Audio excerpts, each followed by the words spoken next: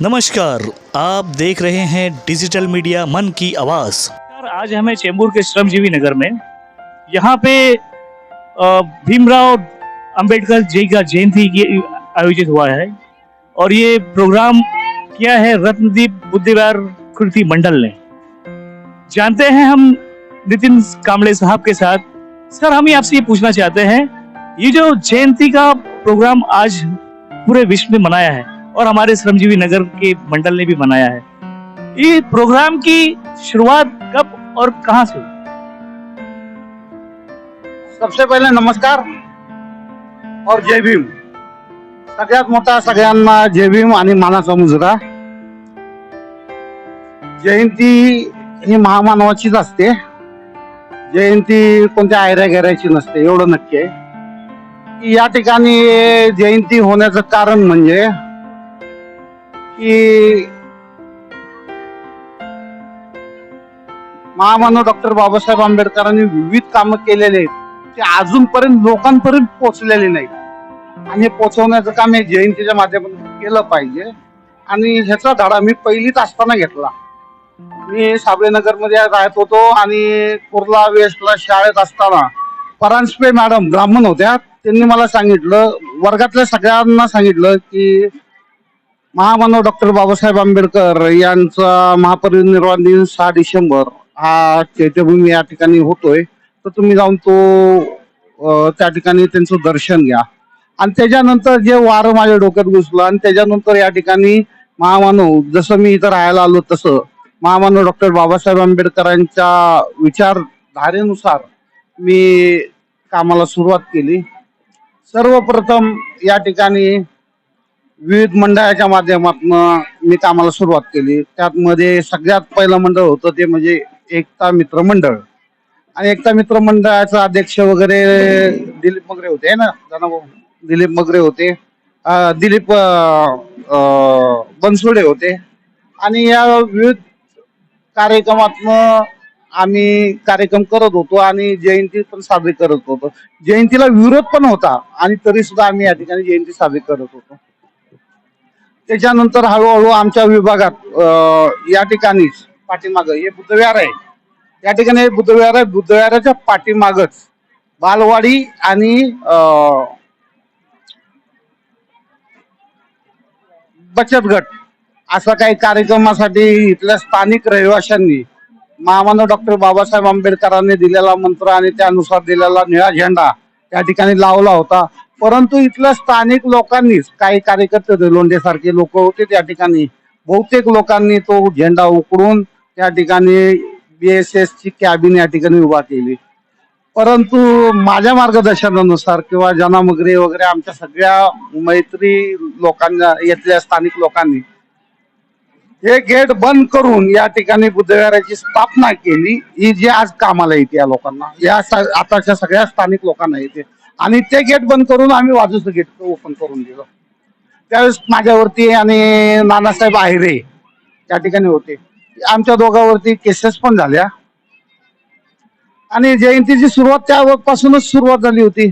एकता मित्र मंडळ आहे, युवा एकता मंच आहे, त्यानंतर HBKG ग्रुप आहे, त्यानंतर भरपूर मग रत्नदीप बुद्धविहार समिती आहे, रत्नदीप बुद्धविहार कृती मंडळ आहे, आणि सुरुवातीला आपण रत्नदीप बुद्धविहार कृती समिती स्थापन केली होती। त्याच्यामध्ये 3च पदं त्यावेळेस नियुक्त केली होती, एक अध्यक्ष, कार्याध्यक्ष आणि सरचिटणीस।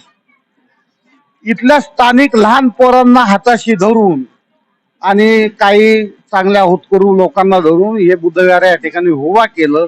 त्याच्यामध्ये राजकीय कोणत्याही लोकांचा या ठिकाणी सहभाग नव्हता, जना बरोबर आहे, कुठेही सहभाग नव्हता। परंतु आता काय झालं की रिडेव्हलपच्या नावाखाली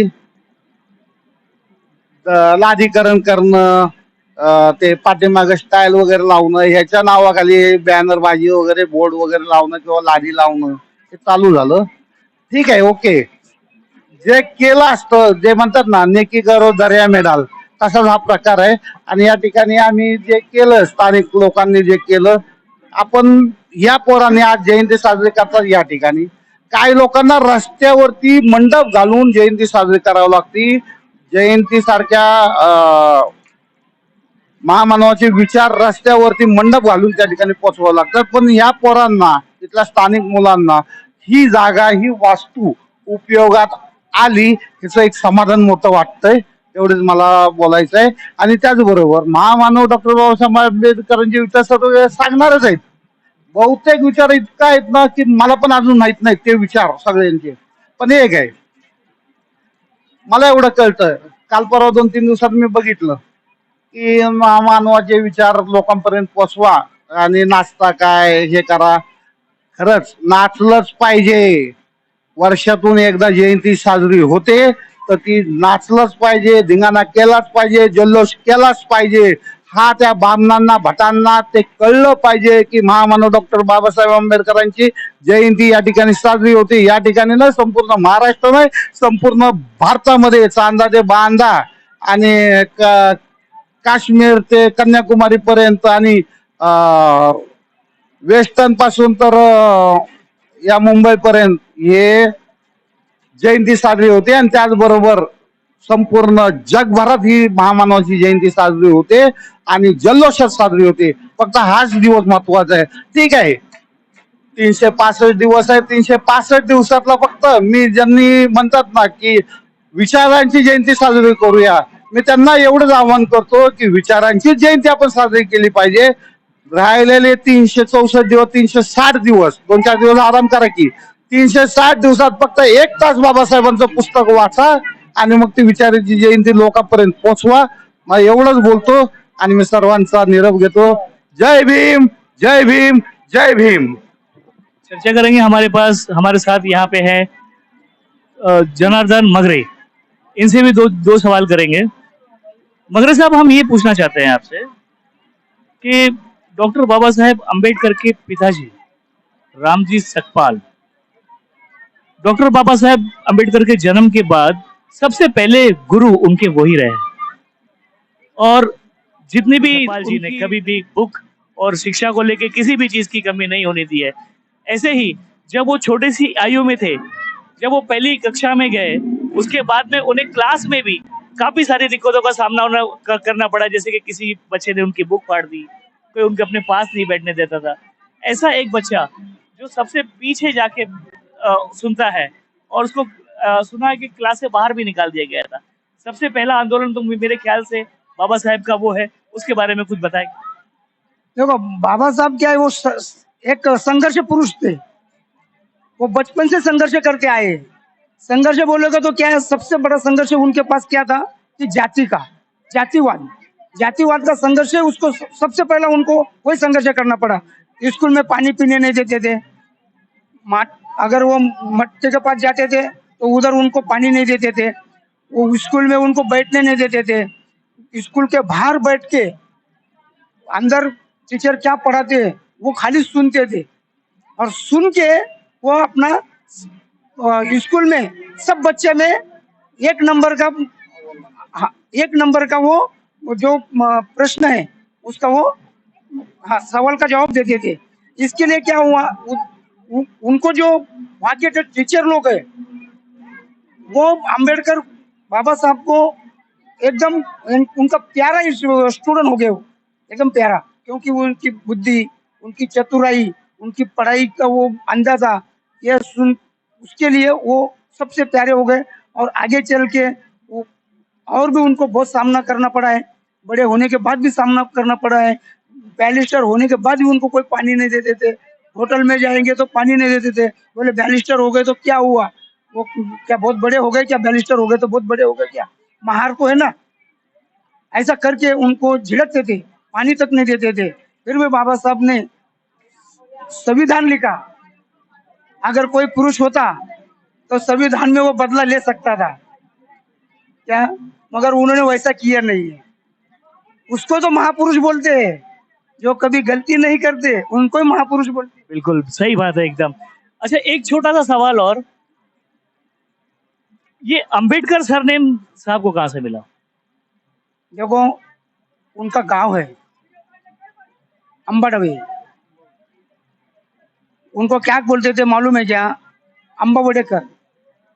तो उनके जो टीचर थे उनको अंबावडेकर बोलने के लिए थोड़ी दिक्कत होती थी, तो उन्होंने क्या किया मालूम है क्या, उनको अम्बेडकर कर दिया। उनको ऐसा उनका उसके रजिस्टर में उन्होंने अम्बेडकर करके लिख दिया, और जब से वो अम्बेडकर नाम आ गया। और रही बात अभी ऐसा मुझे जानकार है कि राजरत्न अम्बेडकर, उन्होंने सातारा के स्कूल में जाके उन्होंने उनका पूरा छानबीन किया कि कोई अम्बेडकर टीचर था क्या। जब उनका पूरा छानबीन करने के बाद उधर कोई अम्बेडकर नाम का टीचर नहीं है, ऐसा उन्होंने बताया है। उनका पूरा लिस्ट भी बताया है, मास्टर भी बताया है, उधर कोई नहीं था, मगर जानबूझ के इन्होंने अम्बेडकर नाम का टीचर था ये नाम उनके पीछे लगा दिया। मगर उनका नाम, उनका अंबवडे नाम का गांव का नाम के ऊपर से बुलाते थे।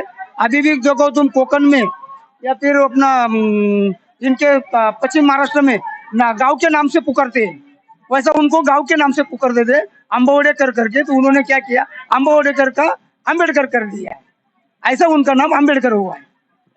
बाबा साहेब की दूसरी लड़ाई मेरे ख्याल से वो थी जब इस दुनिया में छूत छात की वो ज्यादा संकट चल रहा था। ऐसा भी एक दौर सामने आया था कि जब लोग अपनी पीठ पे झाड़ू बांध के निकलते थे। वो संघर्ष भी उन्होंने किया और उस चीज को खत्म किया। उसके बारे में क्या है मालूम है, जहाँ 1818 में जो युद्ध हुआ था भीमा कोरेगांव का, वो पेशवाई में गले में मटका और कमर में झाड़ू, पीठ में झाड़ू था। उसके बाद में जो कुछ महार रेजिमेंट थे, जैसे कि सिद्धनाथ, जैसे हमारे जो बड़े बड़े योद्धा थे, वो पेशवा के पास गए, बाजीराव के पास। बाजीराव से बोले कि अगर तुमको पुनः साबित रखना है तो हम तुमको सपोर्ट करेगा, मगर हमारा ये जो चीज है गले में मटका और कमर में झाड़ू है, ये तुमको निकलना पड़ेगा। उस टाइम बाजीराव ने कह दिया कि तुम्हारी हमको कोई जरूरत नहीं है, और तुमको हम सुई की नोक है ना, सुई की नोक की भी तुमको जगह हम देंगे नहीं है। जब उनको गुस्सा आया,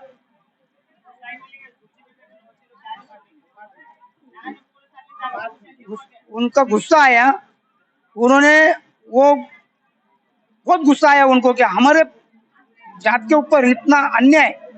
उन्होंने क्या किया मालूम है, या डायरेक्ट अंग्रेज रेजिमेंट को मिले और उनको बोले कि हम तुमको पुनः ही चाहिए तो हम तुमको पुनः देते, हम लड़के तुमको पुनः देंगे, मगर हमारा ये शर्त है कि हमारा जो लोग है, जो महार लोग है, इनको तुम सैन्य में भर्ती करना चाहिए। भर्ती करेंगे तो हम तुमको सपोर्ट करेंगे और तुमको पुनः तुम्हारे को हम जीत के देंगे। और ये हमारा जो मड़का है और जो झाड़ू है ये निकलना चाहिए, ये शर्त उन्होंने रखी थी। और उसके बाद में जो भीमा कोरेगांव का युद्ध हुआ, युद्ध के बाद पुनः अंग्रेज के ताबे में गया और बाजीराव पेशवा कहाँ गया, वो उत्तर प्रदेश में भाग गया। बहुत बहुत धन्यवाद। आपके जो शब्द हमें वीआर डॉक्टर बाबा साहेब अम्बेडकर के बारे में जो इतनी अच्छी अच्छी बातें आपने की, जो कि उन्होंने इतनी फाइट की और ये सारी चीज आपने हमसे अच्छी से बात की, उसके लिए बहुत बहुत धन्यवाद। बहुत बहुत धन्यवाद। डॉक्टर बाबा साहेब अम्बेडकर की कामयाबी के पीछे जो उनकी वाइफ का जो हाथ रहा है, इसके बारे में क्या कहना चाहिए? सर्वप्रथम सर्व भारतीयांना आणि जगामध्ये असणाऱ्या सर्व बौद्ध बांधवांना बाबासाहेबांच्या जयंतीच्या मंगलमय शुभेच्छा देतो आणि सर्वांना जय भीम करतो। आणि तुम्ही आता विचारल्याप्रमाणे माता रमाईचं बाबासाहेबांच्या जीवनामध्ये असणारं योगदान काय, तर बाबासाहेबांना घडवण्यामध्ये जे सयाजीराव शाहू महाराज यांचं जे शिष्यवृत्तीच्या माध्यमातून जर त्यांनी जर सपोर्ट केला नसता तर बाबासाहेब या उच्च स्तरावर जाऊ शकले नसते। त्याचप्रमाणे माता रमाई हे अशिक्षित अडाणी असून सुद्धा बाबासाहेबांनी आपल्या कौटुंबिक जीवनामध्ये, त्याच्या शैक्षणिक जीवनामध्ये, परदेश दौऱ्यामध्ये माता रमाईनं स्वतःच्या मुलांची कुर्बानी देणं। आता काही जण म्हणतात की बाबासाहेबांचं आपल्या समाजासाठी, या देशासाठी खूप चांगलं योगदान आहे। मी तर म्हणेन तर स्वतःच्या मुलांची कुर्बानी देऊन बाबासाहेबांनी जी समाजाप्रती, या देशाप्रती जे काम केलेलं आहे त्याला तोड नाही।